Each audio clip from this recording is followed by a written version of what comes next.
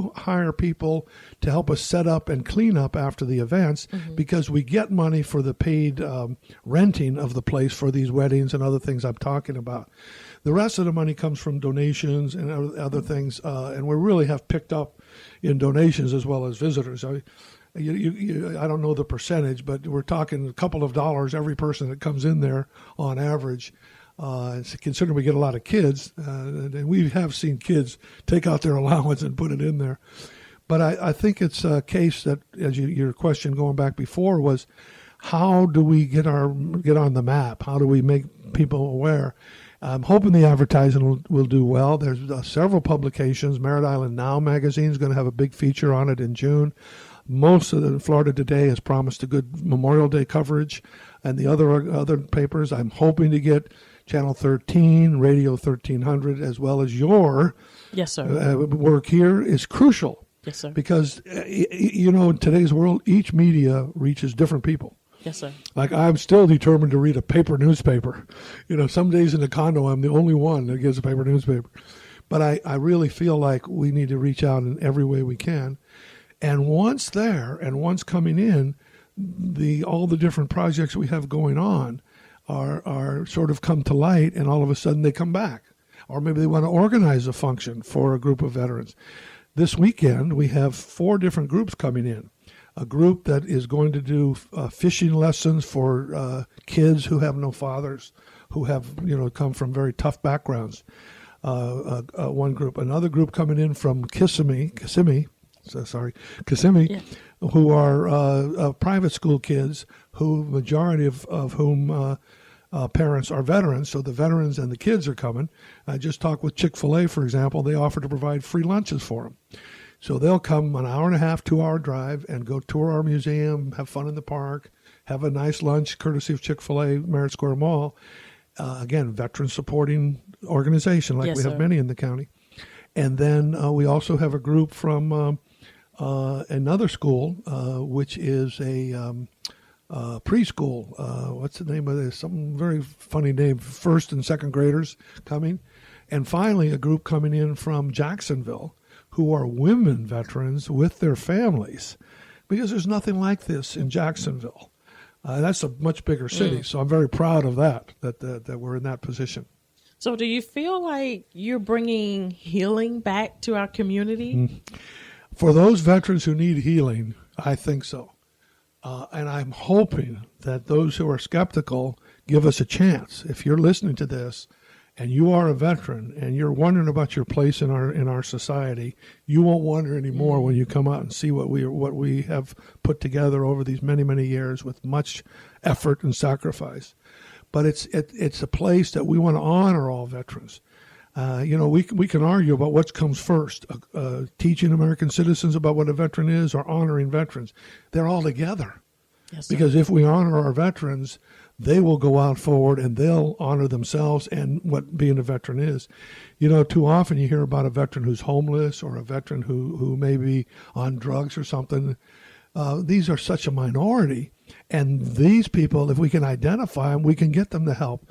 Brevard County is right on the forefront of eliminating homeless veterans. I mean, the official statistics have gone from like 400 4 or 5 years ago to 39 this year. So I think that, the county and all the organizations that care, churches, all kinds of people are out there to try to, not just veterans, but all people that need to step up. But we're also realize that Brevard County, with the good weather, will keep coming. People will keep coming down here. And some of them won't have the means and resources and need some help. And, I'm a firm believer, as are you, I know, Opal, of education. Yes, sir. And getting your feet on the ground, and then working hard, maybe part-time, going back to school, even if it has to be online or part-time, and then get some education. Doesn't have to be a college degree. Can be a skill as a mechanic, something that will give you a way to make a life for yourself, raise a family properly, and really have a chance to live that American dream. Yes, sir. Yes, sir. What are some of the challenges that you see going forward? Well, I think the biggest challenge we have right now is getting everything done, because the enthusiasm is so high. We want to make every event, every request, every question, we want to get a positive result. And some days we're just tied up in there 5-6 hours a day as volunteers in the center, just answering questions. Once the wave of things start, and they've already started, but I mean really get going with the park especially, I think that we'll be in a position then perhaps to hire some veterans to help us do that. And if you're a veteran, say you're 26 years old and you fought in Iraq or Afghanistan, and you're thinking about going to school, but you're not sure, and you can't get a job that works or something. Maybe even if you have a job, maybe on the weekends come out and see, okay, what is it that I can connect with these people and get some of their experiences. Very proud of the fact that we now have half a dozen Iraq and Afghanistan era veterans who spend an average of 20 hours a week with us. They are work study or volunteers or looking at different things, and the joy in their face as they see things that they're putting together. You'll never believe what an Afghan member of the American military who's putting together a World War II mannequin to be exactly like World War II, how meticulous he wants it to be. Mm-hmm. So I think that I'm very, very proud of that, and I hope we get more of those. To me, the challenge is really past. We've made the expansion. It's nearly finished from this stage. There'll be others, but now we want to make it very, very special, and we want it to become a place that people will say, "Oh, I'm going down to Brevard County. I'm going to go to the Space Center and see that history. I'm going to go to the Porsche House or certain other key places in the county." We have a wonderful group called MOB. Museums of Brevard. We're an active member. Our people helped to start that organization. The museum curator I mentioned, assistant curator Becky Zingarelli, is the president of that organization. They just put out a pamphlet. You saw it at the Cape Canaveral thing. Yes, sir. 30-some museums, all in the Brevard County. We're not competitors, but we want everybody to know who knows about history, who wants to learn about history, can put that on the tour. We also have a challenge. I'm glad you asked that question. And if anybody's listening to this from Port Canaveral, please remember the cruise buses always stop at the mall, because a lot of the cruises come in just for one day. So this is a stop too. It's not just a departure and return point. I think there's about 5 ships that do that now. So they stop at the mall, but they don't stop behind at the Veterans Center. A number of people walk over all the way from the mall and come and see us. We have people already from 30 different countries, mostly because of the cruise ships that have visited the Veterans Center. So I think that would be a challenge. Try to figure out how to get us in on that tourist stop place. Yes, sir. So that we can spread the word more and more. I'm just floored because you're so awesome. You're doing so much, and just your desire and your passion, not just for what you've experienced, but giving back in the community is so vital. And you're saying everything with a smile on your face. But I know the museum offers more than just a park or library. You also give assistance. Yes, we've created. And I'm having trouble getting everybody to understand this, but we've created what I call a Veteran Support Center. We don't want to compete with the VA or compete with the hospital. We're not doing any medical stuff, but we're having a Veteran Support Center now. The biggest player there, is our DAV, Disabled American Veterans, Chapter 123. Easy name to remember. They have 17 volunteers who work every morning from 8 until 12:30. Last year, they helped 3,500 veterans and their families to understand the VA system. They helped widows to learn their benefits. In many cases, their spouses had not told them what the benefits are for having been a veteran. They help people in all ranges. We have a special program. I don't know that he'll be happy I advertise it, but Bob Doyle, our operations manager, runs a special program for those veterans who fall between the cracks called Emergency Assistance Project, Emergency Assistance Program. If a veteran comes in, say he's traveling from Miami to Jacksonville, and he didn't anticipate expenses. He's got 2 kids, no gas, no food for a day, and he comes into the Memorial Center, we'll find a way to help him. 80% of these guys pay us back once they get the money, because we're telling them, look, this is a loan, But you can't get a loan from the VA or the other legal people. You may not know a church to go and get help. And it's not a question of getting a free meal. It's maybe enough money to buy gas. So we have some churches. I'll put in a plug for St. David's by the Sea Church. It gives us regularly funds for that emergency assistance program. The VFW out in Cape Canaveral is another, and we hope we'll get more that will give us that, and we very carefully manage it, and then we replenish it with the people. If we don't get it back, we're going to say, okay, well, at least we helped a veteran. Mm-hmm. We're not talking huge money here, yes, sir, but we're talking important money.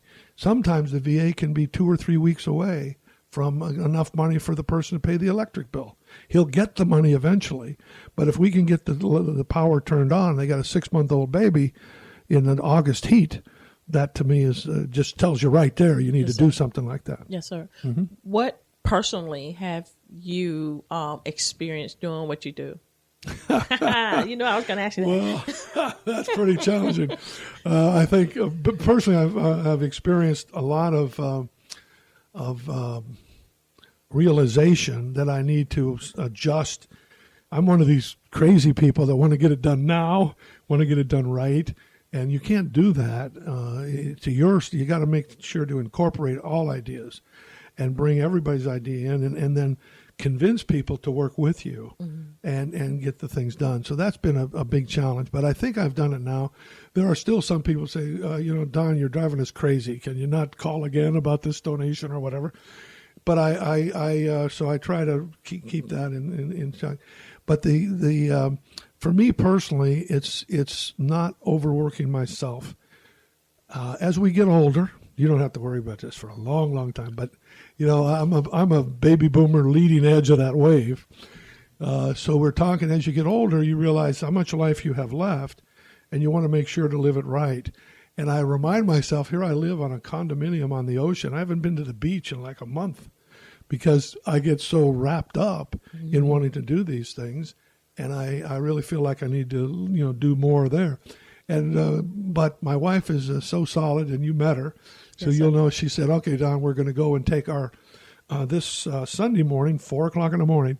We're going to take our granddaughter on a trip to 3 colleges all over the Southeast, and she's already been accepted to them. She's going to choose which one because her dad is serving in Afghanistan right now, so he can't do it. Her mom's doing a special program, can't get away." So we're going to be grandparents and go back 20 years in our experience as we took our 4 kids to all these college trips, and we'll take her. We'll get to know her. We'll get to, really understand, and we'll get to help her make the right decision for her college education. And to me, my wife, if I had said, and I got 6 important meetings next week, but my wife said, there aren't important meetings more than that.